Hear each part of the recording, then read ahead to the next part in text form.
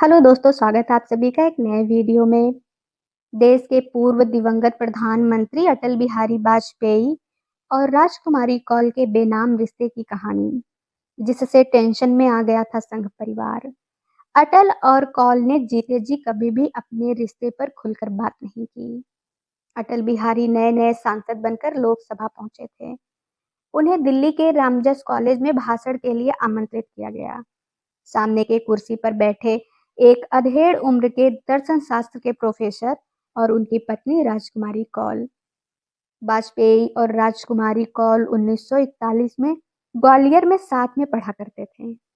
वहां से निकलने के बाद दोनों अपनी अपनी जिंदगी में व्यस्त से हो गए और दोनों अपनी अपनी जिंदगी में आगे बढ़ गए।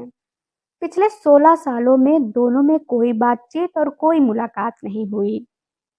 रामजस कॉलेज में उस दिन दोनों एक दूसरे को देखकर अपनी पुरानी यादों में खो गए।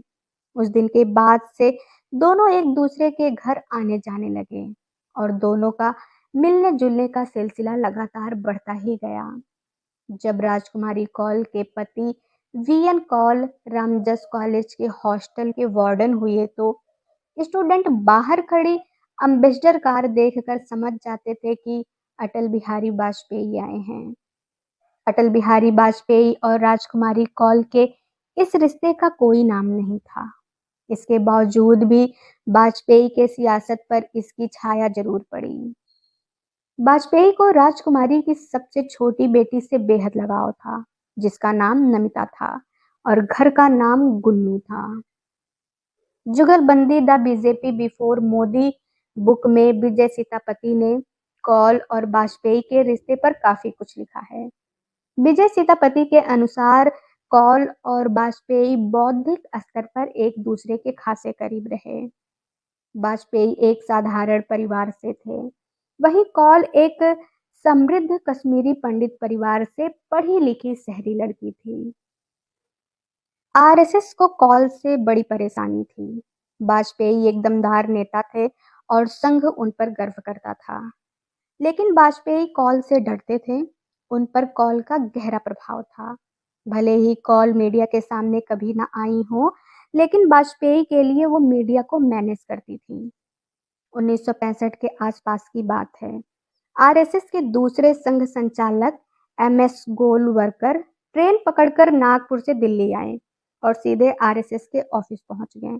उन्होंने एक बैठक बुलाई जिसका एजेंडा था कि मिसेस कौल के बारे में क्या किया जाए। उस वक्त यूपी के प्रचारक भाऊ साहेब देवरस का मानना था कि जब तक कोई बतंगड़ नहीं बनता तब तक ठीक है।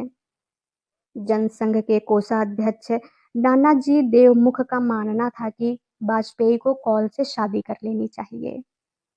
गोलवरकर ने सबकी बातें सुनने के बाद वाजपेयी से कहा कि मिसेस कौल से रिश्ता तोड़ दें। उस वक्त वाजपेयी ने ऐसा करने से साफ मना कर दिया। इसके बाद वाजपेयी को आरएसएस के हाई कमान से अलग कर दिया गया। वाजपेयी अब तक वही करते आए जो संघ ने उनसे कहा, मगर अब संघ ही उनसे दूरी बना रहा था।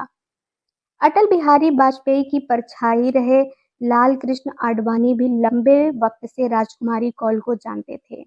हालांकि बाद के दिनों में नमिता और उनके पति रंजन भट्टाचार्य की बढ़ती ताकत से असहज जरूर थे।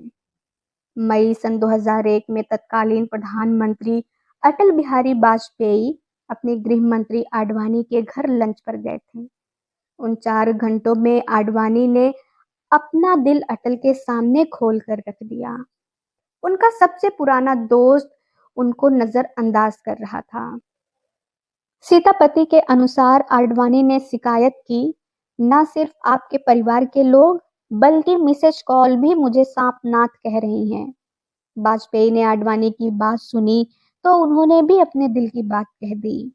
आडवाणी के करीबी क्यों उनकी बेटी और दामाद के खिलाफ खबरें चलवा रहे हैं।